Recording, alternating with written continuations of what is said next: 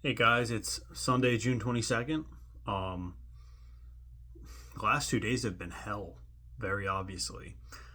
And I started the week thinking I was going to get fired, kept my job for a couple of days, and then it turned out I was right and they were just trying to find the right moment.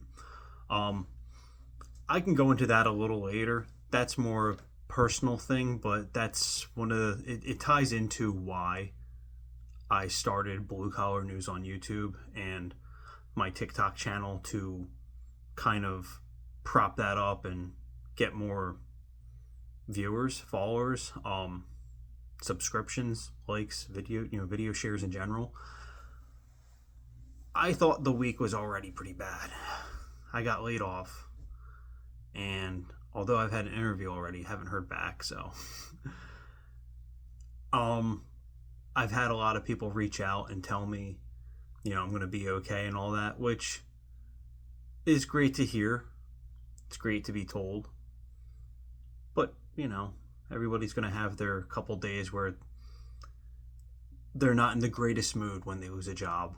And I don't think I was in the wrong. Just to go into it real quick, because like I said, the name of my YouTube channel is Blue Collar News.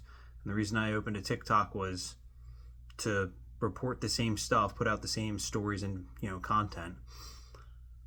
I was a plumbing apprentice for 2.5 years in February. Second company I worked at, they put me on a truck. And they didn't give me a raise. Yes, I got more responsibility and a promotion to a job that should have paid enough to survive.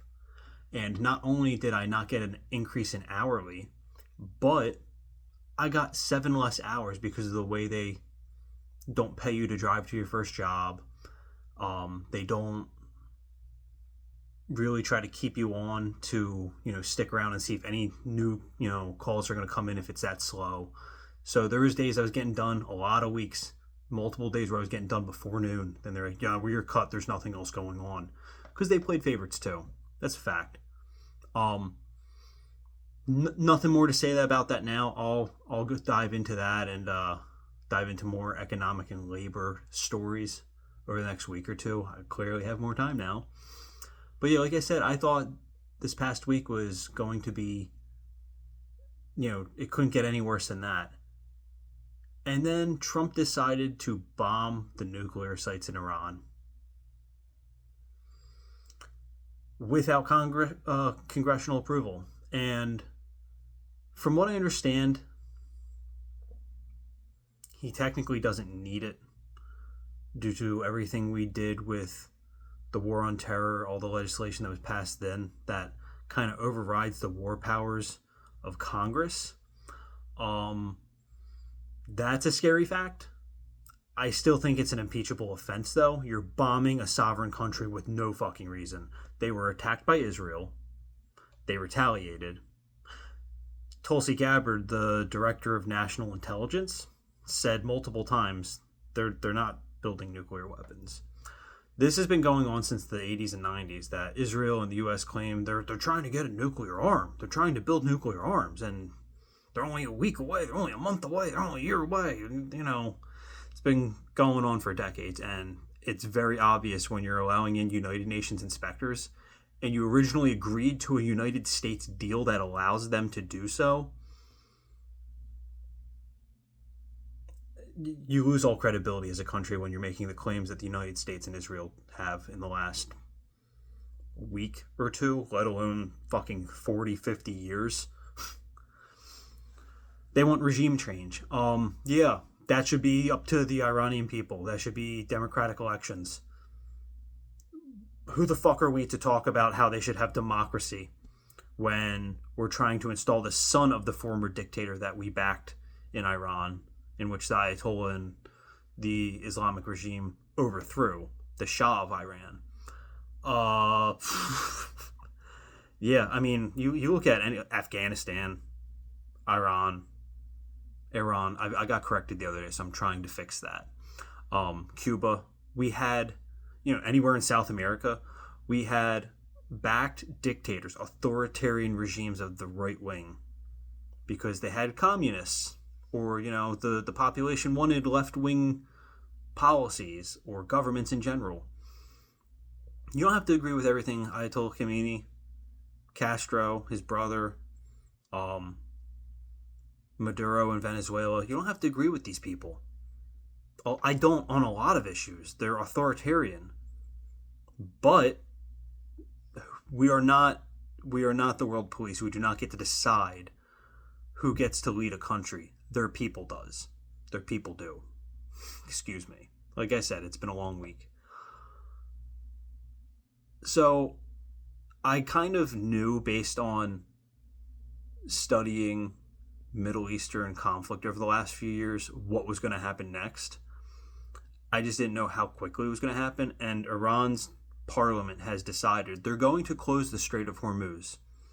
That is the body of water that is used to transport a lot of goods. Let's say, I believe I read a fifth of the global oil supply goes through there, from Saudi Arabia and all those OPEC countries.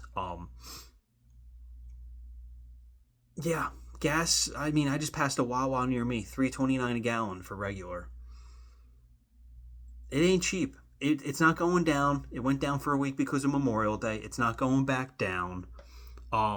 Trump didn't bring down gas prices, grocery prices, anything. His tariffs increased most prices.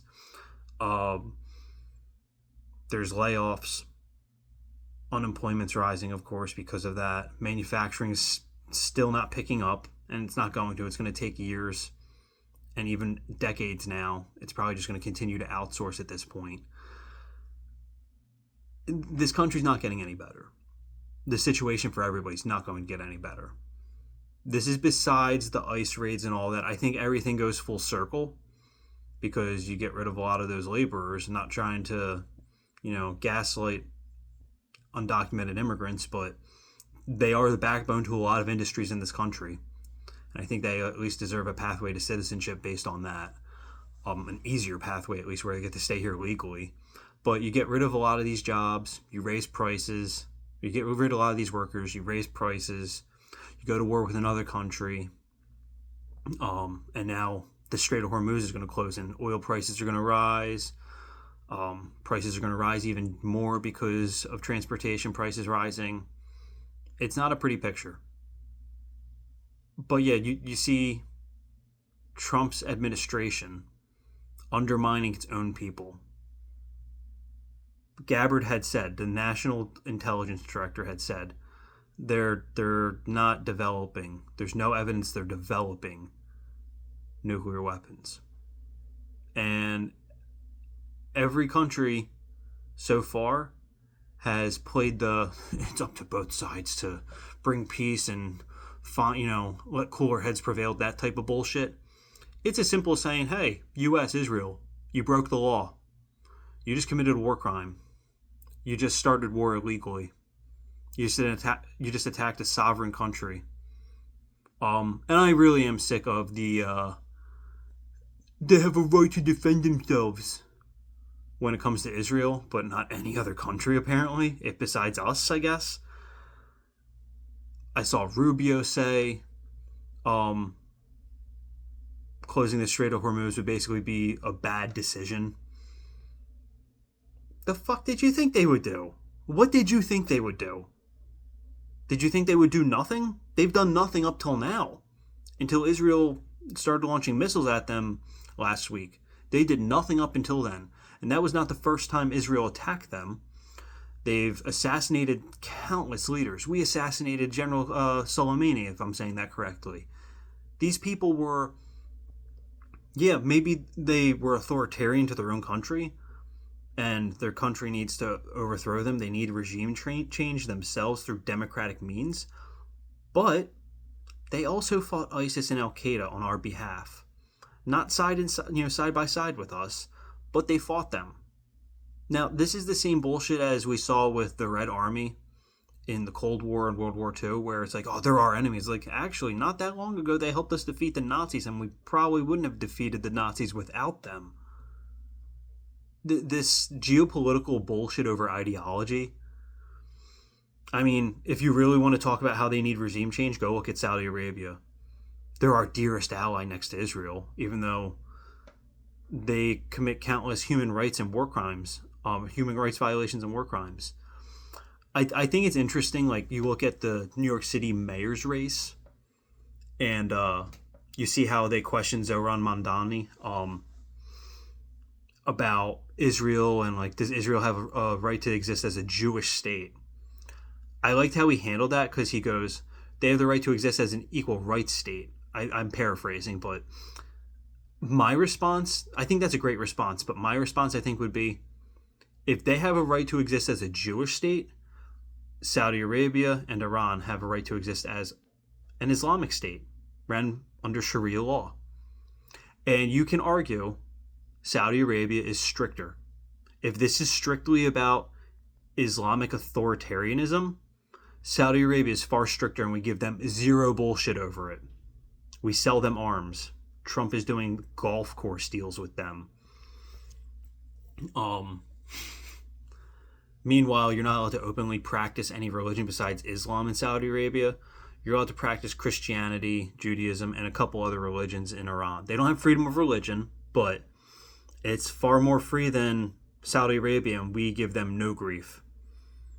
It's also annoying to hear the president come out right after he bombs Iran and tries to say they're the leading funder of terrorism. Not to sound like an asshole, but what's your definition of terrorism?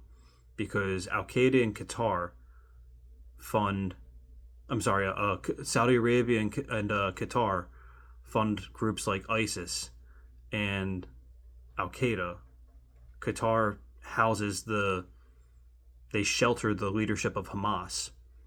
And that's, I don't understand. I mean, I understand he's bullshitting. He has no actual, morality or principles that he holds to his core. But just for example, Qatar shelters, like I said, the leadership of Hamas.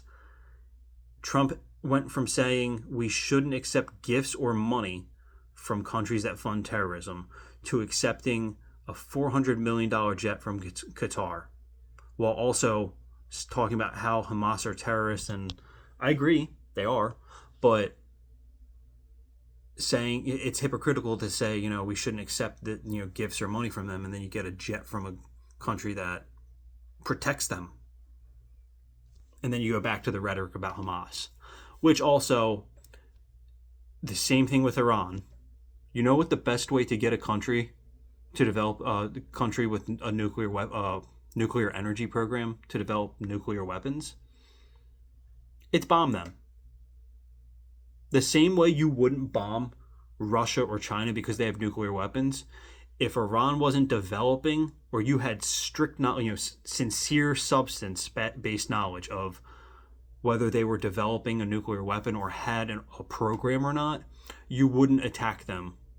You'd be damn fucking sure you were careful. The same reason we didn't attack North Korea. China backs Iran. China backs North Korea. We had years to attack North Korea and we didn't. We didn't try to bomb their nuclear sites. Just saying, if you have a program and you have weapons themselves, we're not going to attack you. There was no nuclear weapons program. That's what I'm saying. Other than that, it's just a matter of time. This is going to end with U.S. troops in the Middle East. I'm 99% sure of it.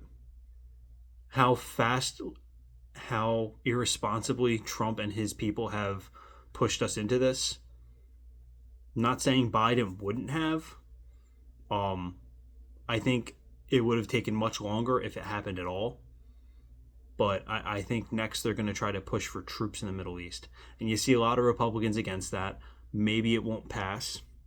You do need congressional approval to do it. Maybe it won't pass, but there's enough Republicans and Democrats in favor at least continuing what we just did, bombing Iran, setting up maybe a no-fly zone. I don't think that's possible in Iran for how big it is and the terrain itself. Maybe in certain regions, though. It's a scary time.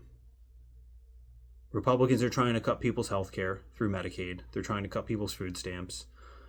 They're trying to cut everything they can under the sun. They're illegally abducting people through ICE. And now we're at war. And prices are rising. And they're going to continue to rise. Try to stay positive.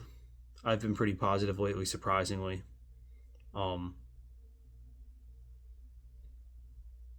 Till next video.